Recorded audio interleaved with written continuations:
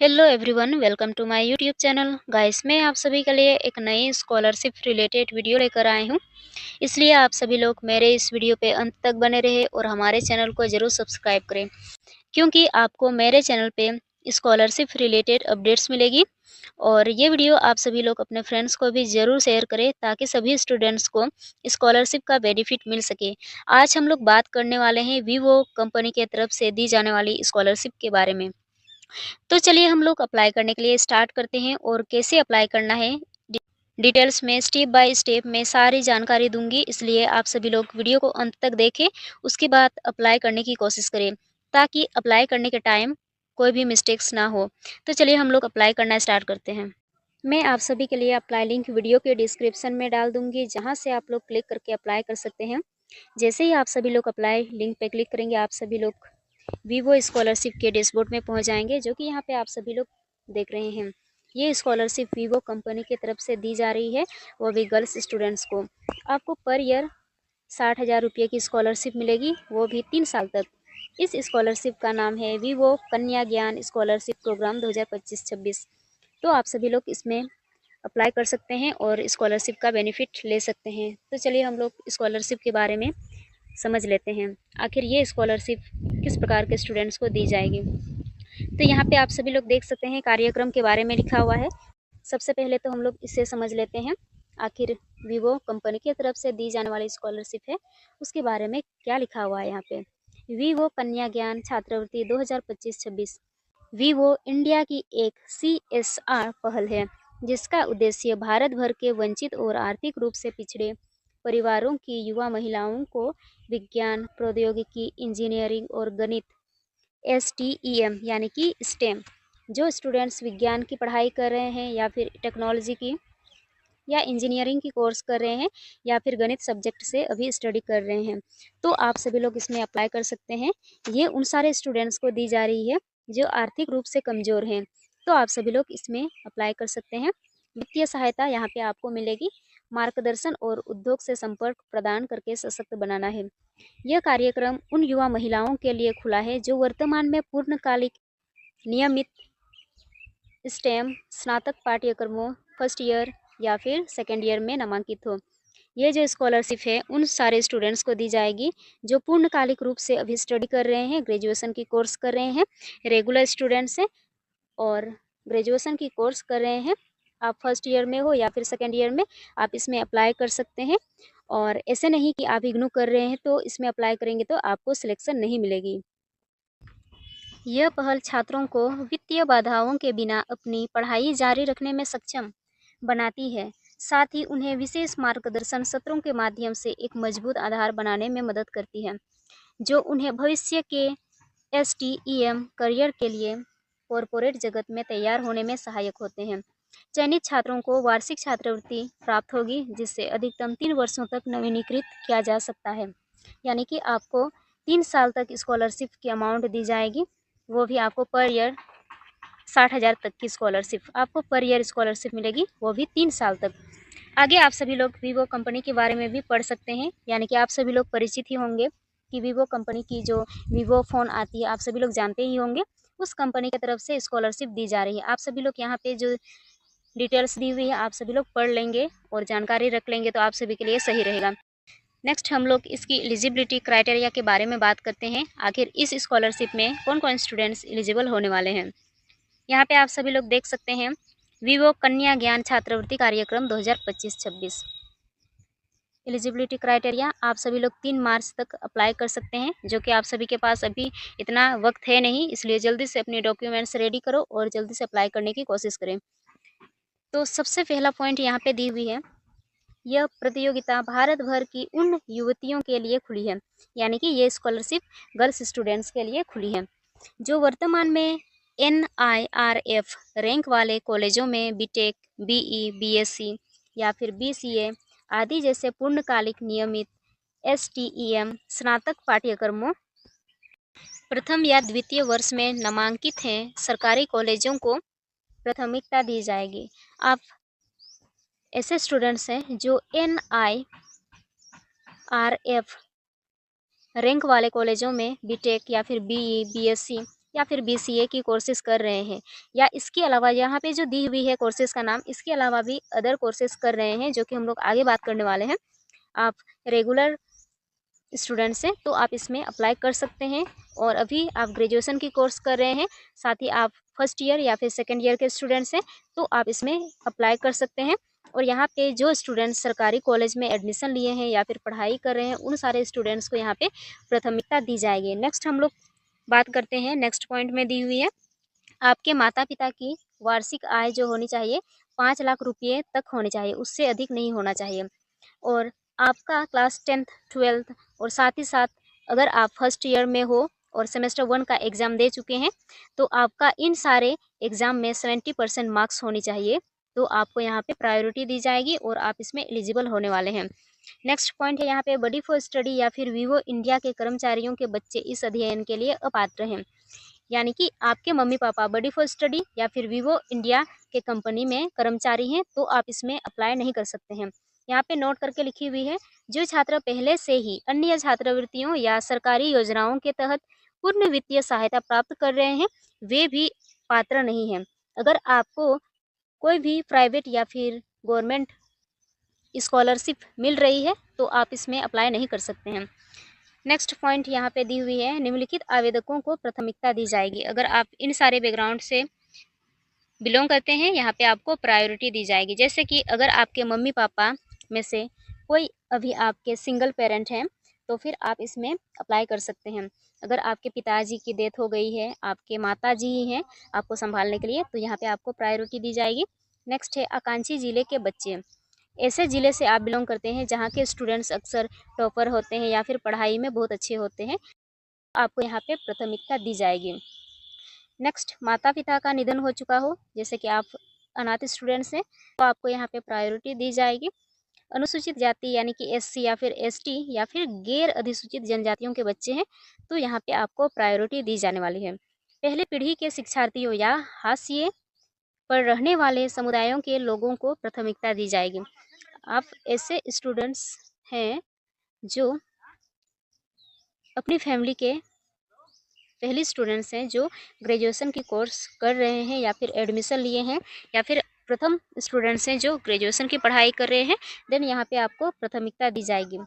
Police बलों, सशस्त्र बलों सहित परिवारों के बच्चे हैं, तो आपको यहाँ पे प्रायोरिटी दी जाएगी। अगर आपके फैमिली बैकग्राउंड के कोई ऐसे हैं जो पुलिसकर्मी हैं या फिर सशस्त्र, जैसे कि सेना में अभी काम कर रहे हैं या फिर काम करते थे, तो ऐसे स्थिति में आपको यहाँ पे प्रायोरिटी दी जाएगी।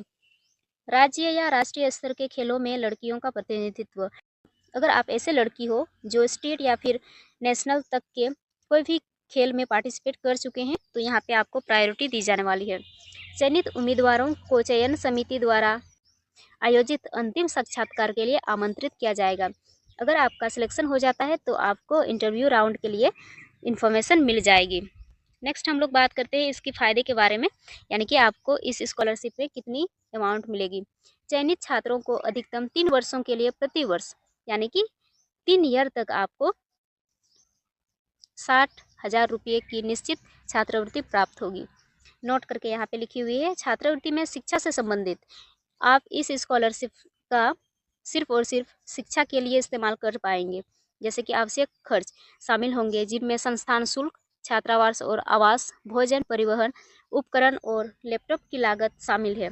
आप अपने लिए पढ़ने के लिए लैपटॉप भी खरीद सकते हैं, जिसके लिए छात्र को सत्यापन हेतु प्रासंगिक दस्तावेज प्रमाण के रूप में प्रस्तुत करने होंगे। आपको यहाँ पे अपनी फ़ी रिसिप्ट अपलोड करनी होगी कि आपका मेस में कितना खर्च हो रहा है, आप लैपटॉप में कितना खर्च कर रहे हैं, आप सभी को ये सारे डॉक्यूमेंट्स अपलोड करनी होगी। यहाँ पे डॉक्यूमेंट्स आपको ये सारे रेडी करके रखनी है। हम लोग देख लेते हैं एक एक डॉक्यूमेंट्स। हाल ही की पासपोर्ट साइज की फ़ोटो आपको अपलोड करनी है। नेक्स्ट, वैध सरकारी पहचान पत्र, पैन कार्ड, आपका वोटर ID, ड्राइविंग लाइसेंस, यहाँ पे आप अपने आधार कार्ड ही अपलोड कर लेंगे तो सही रहेगा।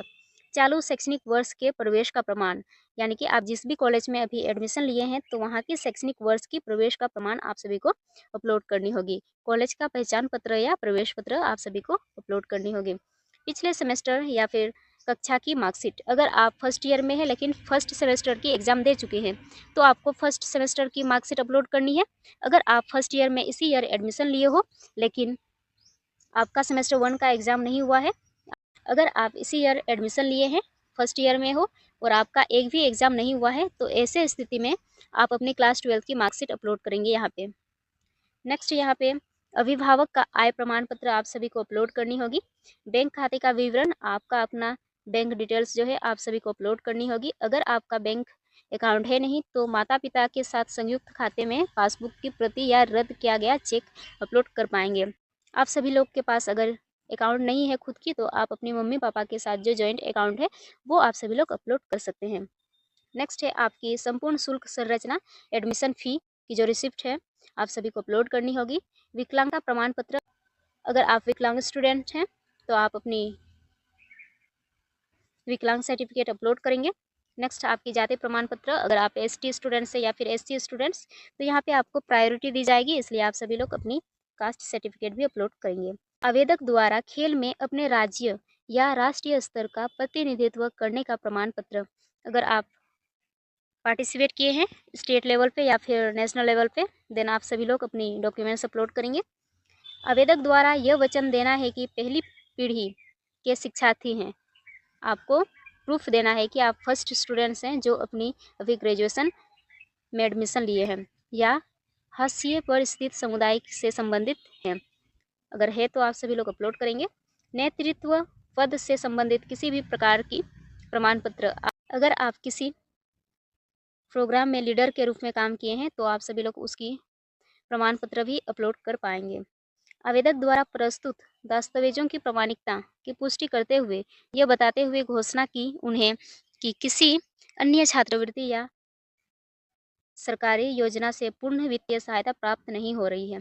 आपको घोषणा पत्र देनी होगी कि आप अभी किसी भी प्रकार की स्कॉलरशिप का बेनिफिट नहीं उठा रहे हैं। 200 शब्दों के एक संक्षिप्त निबंध व्यक्तिगत विवरण के माध्यम से अपनी स्पष्ट रुचि और आकांक्षाओं को व्यक्त करें।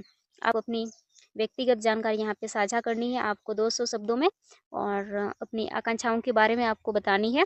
मैं इस क्षेत्र में क्यों आगे बढ़ना चाहता हूँ और यह छात्रवृत्ति सहायता मुझे किस प्रकार प्रभाव डालने में मदद करेगी। आप कोई भी कोर्स कर रहे हैं तो आप इस फील्ड में क्यों आगे बढ़ना चाहते हैं, इसका रीज़न आप सभी को बतानी है।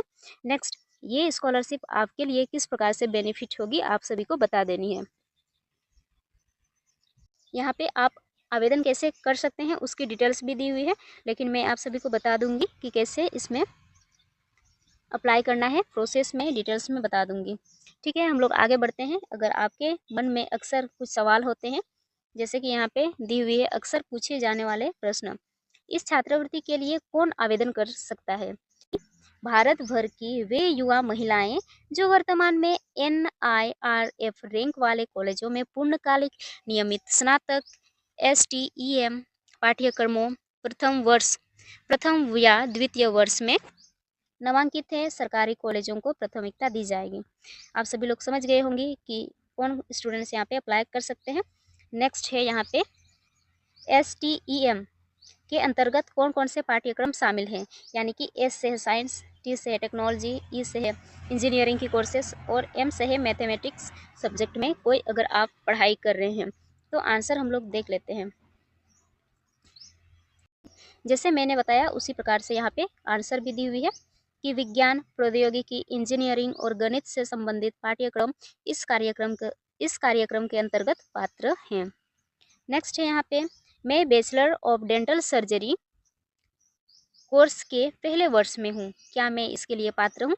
तो आंसर हम लोग देख लेते हैं, यस, यानी कि जी हाँ, स्नातक स्तर के STEM पाठ्यक्रम के पहले या दूसरे वर्ष में अध्ययनरत छात्र इसके लिए पात्र हैं। यानी कि ये BDS का कोर्स जो आता है वो साइंस के अंतर्गत आता है, और STEM वाले जितने भी स्टूडेंट्स हैं आप सभी लोग इसमें एलिजिबल होने वाले हैं। यह छात्रवृत्ति कितने वर्षों के लिए प्रदान की जाएगी, तो आंसर है इसका 3 इयर्स तक, आपको 3 साल तक आपको नवीनीकृत की जाएगी स्कॉलरशिप। क्या अन्य छात्रवृत्तियां प्राप्त करने वाले छात्र भी पात्र हैं, यहाँ इसका आंसर है बिल्कुल भी नहीं। जो छात्र पहले से ही अन्य छात्रवृत्तियों या सरकारी योजनाओं के माध्यम से पूर्ण वित्तीय सहायता प्राप्त कर रहे हैं वे पात्र नहीं हैं। क्या शोधार्थियों को नवीनीकरण के लिए एक निश्चित शैक्षणिक प्रदर्शन बनाए रखना आवश्यक है? तो इसका आंसर हम लोग देख लेते हैं। जी हाँ, शोधार्थियों को प्रत्येक वर्ष नवीनीकरण के लिए पात्र होने के लिए अपनी पढ़ाई जारी रखनी होगी और संतोषजनक शैक्षणिक प्रदर्शन बनाए रखना होगा। अगर आपको स्कॉलरशिप फर्स्ट ईयर में मिली लेकिन सेकंड ईयर में आपको स्कॉलरशिप मिले, इसके लिए आप सभी को कंटिन्यू करनी है आपको अपनी पढ़ाई और अच्छा मार्क्स भी आपको लानी होगी, देन आपको स्कॉलरशिप नेक्स्ट राउंड में भी मिल जाएगी। शैक्षणिक प्रदर्शन के अलावा शोधार्थियों से नवीनीकरण के लिए क्या कोई अतिरिक्त अपेक्षाएं हैं? तो आंसर हम लोग देख लेते हैं। विवो कन्या ज्ञान कार्यक्रम का उद्देश्य केवल चयनित छात्राओं को छात्रवृत्ति प्रदान करना ही नहीं है, बल्कि उन्हें व्यापक मार्गदर्शन और उद्योग जगत से जुड़ाव का अवसर प्रदान करना भी है। सिर्फ यहाँ पे आपको स्कॉलरशिप नहीं दी जाएगी, यहाँ पे आपको मार्गदर्शन भी मिलेगी, साथ ही उद्योग जगत से आपको जुड़ाव के अवसर भी प्रदान किया जाएगा। नेक्स्ट है, कार्यक्रम के अंतर्गत चयनित छात्राओं को एक सुनियोजित मार्गदर्शन और कौशल विकास पहल में सक्रिय रूप से भाग लेना अनिवार्य है। इन सत्रों में भाग लेना सभी चयनित छात्राओं के लिए अनिवार्य है। तो जो कुछ भी आपको कराया जाएगा उसमें आप सभी को पार्टिसिपेट करनी है। तो मैं अभी बताऊंगी कैसे इसमें अप्लाई करना है। आप सभी लोग मेरे इस वीडियो पे बने रहें, क्योंकि कैसे अप्लाई करना है उसकी प्रोसेस भी मैं बताने वाली हूँ। यहाँ पे आप सभी को अभी अप्लाई करें, इसमें आप सभी को क्लिक करना है। क्लिक करने के पश्चात गाइस आप सभी के पास इस तरह से आ जाएगा। आप सभी लोग यहाँ पे देख सकते हैं। अब यहाँ पे आप सभी को स्टार्ट एप्लीकेशन पे क्लिक करना है। तो चलिए हम लोग भी इसे क्लिक करते हैं। वीडियो वैसे लंबी होगी गाइस, इसलिए आप सभी लोग मेरे इस वीडियो पे अंत तक बने रहें, क्योंकि मैं डिटेल्स में बताने वाली हूँ कि कैसे अप्लाई करना है। अब आप सभी को दिख रहा है यहाँ पे क्या क्या लिखा हुआ है। नेक्स्ट यहाँ पे दोबारा से स्टार्ट एप्लीकेशन पे आप सभी को क्लिक करना है। तो चलिए हम लोग भी क्लिक करते हैं। अब आप सभी को अपनी डिटेल्स फिल करनी होगी। सबसे पहले तो अपनी पर्सनल डिटेल्स आप सभी को फिल करनी होगी। यहाँ पे जो लिखा हुआ है मैं दिखा देती हूँ। वैसे students personal details, fill correct details of student only. यहाँ पे आपको अपनी डिटेल्स फिल करनी है। सबसे पहले अपनी first name, last name, email ID आपकी, mobile number, alternate mobile number, WhatsApp number, date of birth, gender आपकी क्या है, कैटेगरी आप कौन से कैटेगरी के स्टूडेंट्स हैं, आधार कार्ड। यहाँ पे आपको आधार कार्ड वेरीफाई करने के लिए, जैसे कि आप सभी को दिख रहा है वेरीफाइड, क्योंकि मैं बॉडी फॉर स्टडी में अपनी अकाउंट बना करके अपने आधार कार्ड को वेरीफाई कर चुकी हूँ। इसलिए आप सभी लोग अपनी अकाउंट बना करके आधार कार्ड का नंबर को वेरीफाई करा लें। और आईडी यहाँ पे अपलोड करनी होती है, नंबर बतानी होती है। नेक्स्ट आपकी फैमिली इनकम आपकी, और पेरेंटल स्टेटस क्या है आपको बता देनी है। अपनी एड्रेस, परमानेंट एड्रेस और कोरेस्पोंडेंट एड्रेस अगर सेम है तो यहाँ पे आप सभी लोग क्लिक कर लेंगे। यहाँ पे जो दिख रहा है टिक कर लेंगे, सेम टू सेम फिल हो जाएगी। उसके बाद आप सभी को अपनी एड्रेस देने के बाद आप सभी को सेव एंड कंटिन्यू पे क्लिक करना है। सेव एंड कंटिन्यू पे क्लिक करना बिल्कुल भी ना भूलें, क्योंकि इसमें अगर आप सभी लोग क्लिक नहीं करेंगे तो आपका जितना भी डिटेल्स भरा हुआ है वो सेव नहीं होगी। तो चलिए हम लोग भी सेव कर लेते हैं। अब आप सभी को अपनी एजुकेशन डिटेल्स फिल करनी होगी। यहाँ पे सबसे पहले क्लास 10th की डिटेल्स फिल करनी है। Academic detail, please fill your education details. Class 10th की डिटेल्स फिल करनी है। क्लास 10th आपका बोर्ड कौन सा था सिलेक्ट कर लेंगे। स्कूल टाइप आपका क्या था। क्लास 10th स्टेट आपका कौन सा था। देन यहाँ पे class 10th district, school name select कर लेना है, बता देनी है। यहाँ पे क्लास 10th पासिंग ईयर, आप कौन से ईयर में क्लास 10th पास आउट हो चुके हैं। Class 10th board roll number यहाँ पे फिल करनी है। उसके बाद आपका मार्क्स कितना आया था, यहाँ पे मार्क्स ऑब्टेंड, यानी कि यहाँ पे आप सभी लोग नीचे जो दी हुई है टोटल मार्क्स, इसमें आप सभी लोग 500 फिल करेंगे। 500 मार्क्स का होता है। 500 में से आप सभी लोग कितने लेके आए थे मार्क्स, वो फिल करना है। तो फिल कर लेंगे। अगर ग्रेड या फिर CGPA प्रणाली का स्कूल फॉलो करता है तो आप सभी लोग उसके अकॉर्डिंग भी यहाँ पे फिल कर लेंगे। तो मैं फिल कर लेती हूँ अपना, आप सभी लोग भी फिल कर लेंगे। उसके बाद सेव एंड कंटिन्यू पे क्लिक कर लेंगे। यहाँ पे जो दिख रहा है फिर मैं दोबारा से दिखाऊंगी, तो मैं अपना फिल कर लेती हूँ। की डिटेल्स उसी प्रकार से फिल करनी है। नेक्स्ट ग्रेजुएशन की डिटेल्स फिल करनी होती है।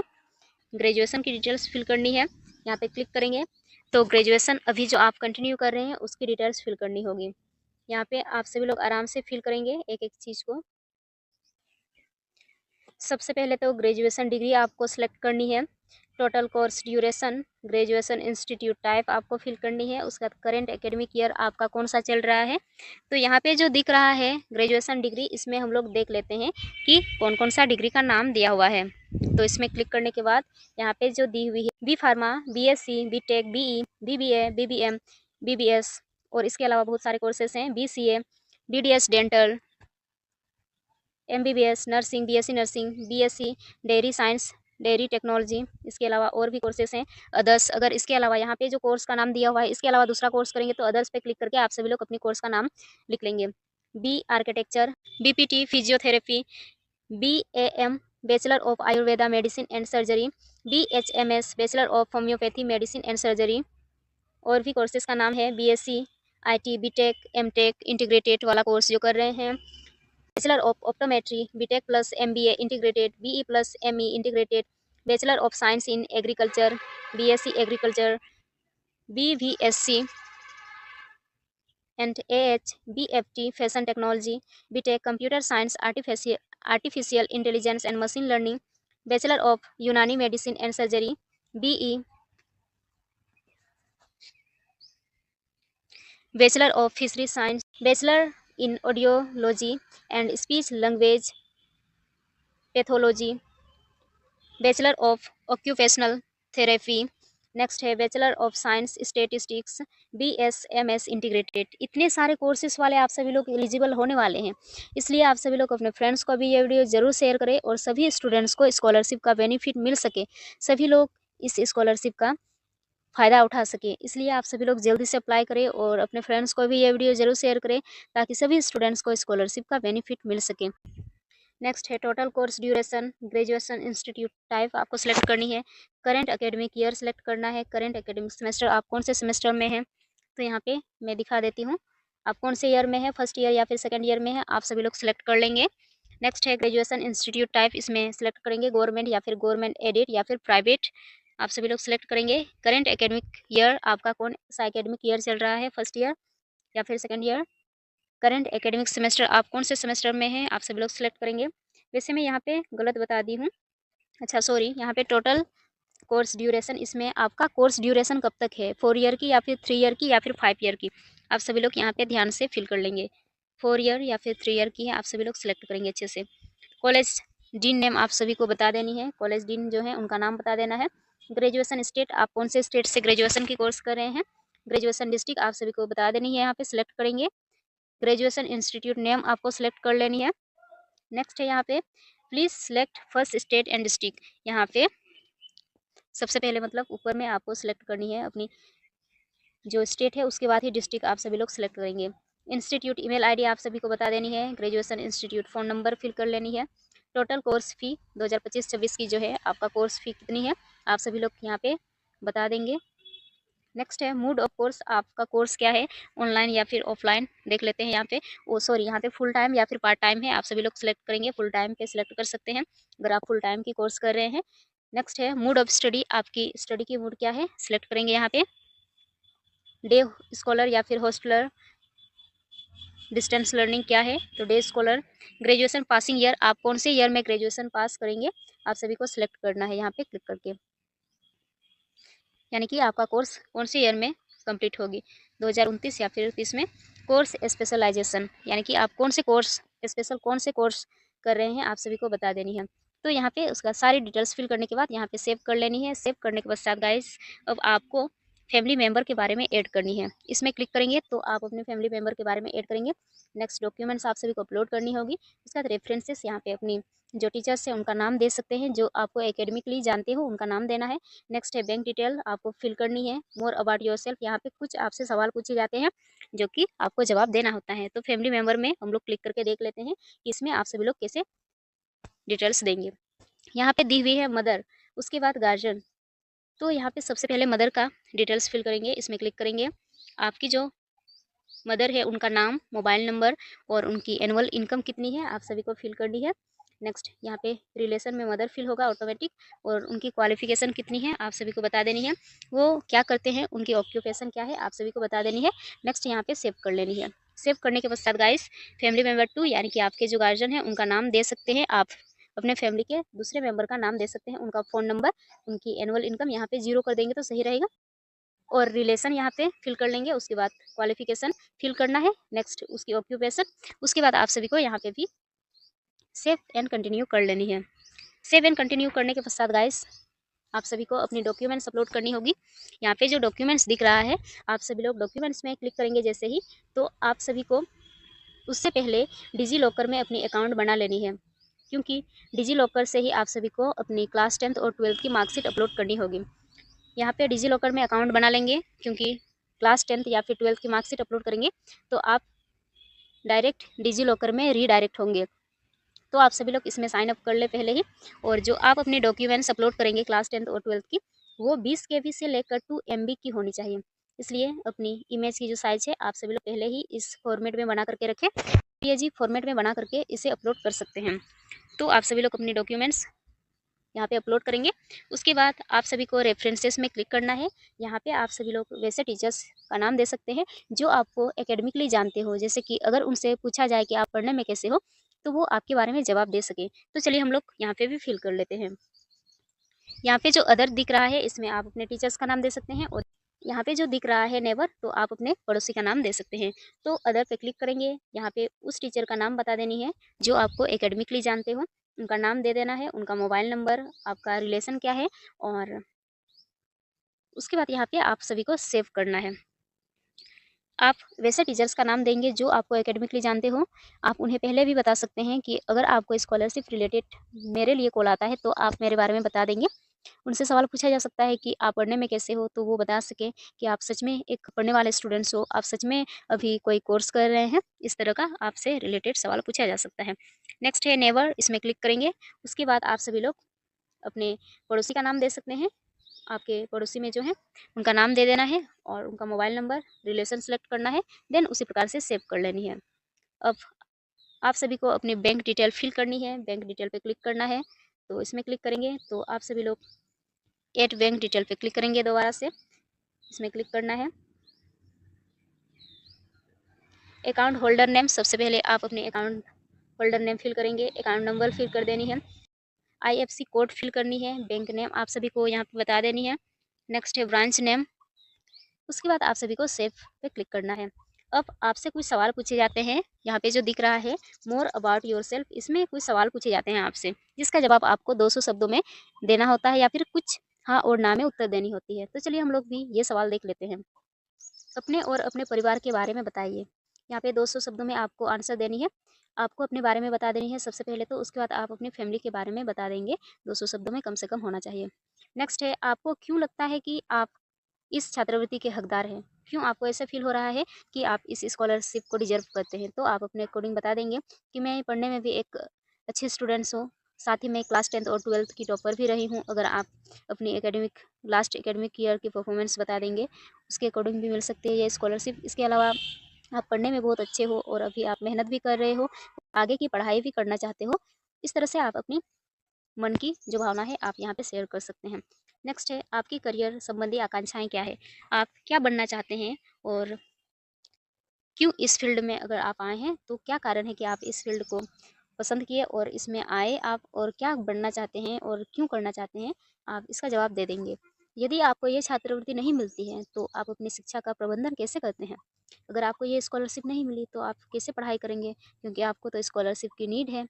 तो आप क्या करके अपने पढ़ाई को कंटिन्यू करेंगे, तो उसके अकॉर्डिंग आप बता सकते हैं।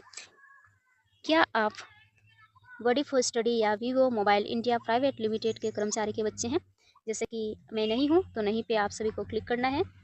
नेक्स्ट है सवाल, क्या आप अपने परिवार में उच्च शिक्षा प्राप्त करने वाले पहले व्यक्ति हैं, यानी आप अपने परिवार में पहले व्यक्ति हैं।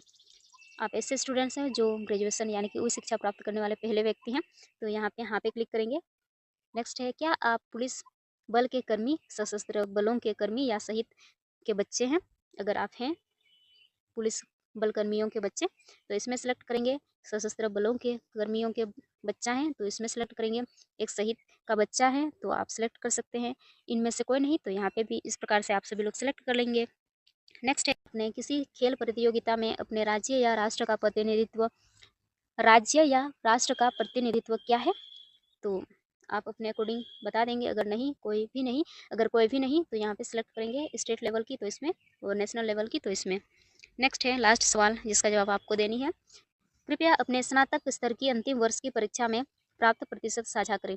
यदि आप वर्तमान में प्रथम वर्ष में हैं तो कृपया कक्षा 12वीं के प्रतिशत बताएं। यदि आपका संस्थान सीजीपीए प्रणाली का प्रयोग करता है तो कृपया इसे दर्ज करने से पहले प्रतिशत में परिवर्तित करना सुनिश्चित करें। यानी कि यहाँ पे जो पहला पॉइंट है इसका मतलब है, अगर आप ग्रेजुएशन की कोर्स कर रहे हैं, जैसे कि आप अभी सेकंड ईयर में हैं, तो आप ऐसे स्थिति में फर्स्ट ईयर की यहाँ पे मार्कशीट आप सभी को अपलोड करनी है। और इसके अलावा नेक्स्ट यहाँ पे जो पॉइंट में लिखी हुई है, अगर आप इसी ईयर में एडमिशन लिए हैं, फर्स्ट ईयर में हैं, तो आप ऐसे स्थिति में क्लास 12 की मार्कशीट अपलोड करेंगे या फिर क्लास 12 का मार्क्स यहाँ पे आप सभी को बता देनी है।